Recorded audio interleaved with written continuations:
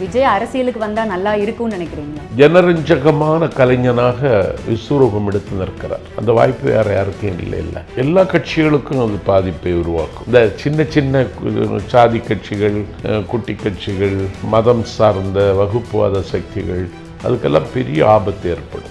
அதை வெளிப்படையாக சொல்லலாம். அவங்க அப்பாட்டே கேட்டேன், அப்படி ஏதாவது நோக்கம் இருக்கா அப்படின்னு. அவங்க அப்பா இயக்குனர் சந்திரசேகர்கிட்ட கேட்டேன். ஏன்னா நான் முதலமைச்சராக வந்தால் நடிக்க மாட்டேன், முதலமைச்சராக இருப்பேன்னு போன படத்துக்கு சொன்னார். அதனால் அது மக்கள் மத்தியில் ஒரு ஈர்ப்புள்ள நடிகர்கள் என்று பார்த்தால் விஜய், அஜித், தம்பி சூர்யா 3 பேருக்கு ஒரு ஈர்ப்பு இருக்குது. அதனால் அவர்கள் அரசியலில் பங்கெடுப்பதும் அது ஒரு சவாலான வேலை.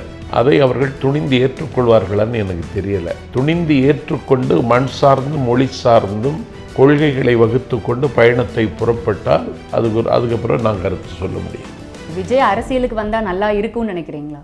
இல்லை ஒரு ஜனரஞ்சகமான கலைஞனாக விஸ்வரூபம் எடுத்து நிற்கிறார். அந்த வாய்ப்பு வேற யாருக்கும் இல்லை. ஸோ இப்போ இன்கேஸ் விஜய் அரசியலுக்கு வந்தாங்க அப்படின்னா வேற யாரோடையாவது அரசியல் பயணத்துக்கு அது இடையூறாக இருக்குமா?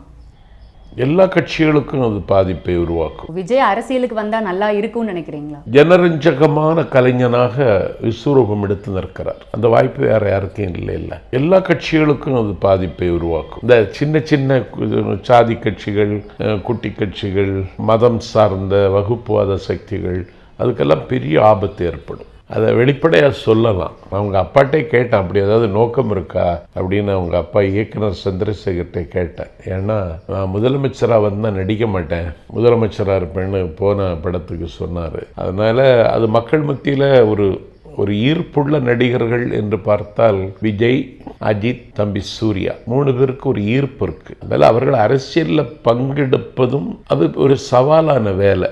அதை அவர்கள் துணிந்து ஏற்றுக்கொள்வார்களான்னு எனக்கு தெரியலை. துணிந்து ஏற்றுக்கொண்டு மண் சார்ந்தும் மொழி சார்ந்தும் கொள்கைகளை வகுத்து கொண்டு பயணத்தை புறப்பட்டால் அதுக்கப்புறம் நான் கருத்து சொல்ல முடியும். விஜய் அரசியலுக்கு வந்தால் நல்லா இருக்கும்னு நினைக்கிறீங்களா? இல்லை ஒரு ஜனரஞ்சகமான கலைஞனாக விஸ்வரூபம் எடுத்து நிற்கிறார்.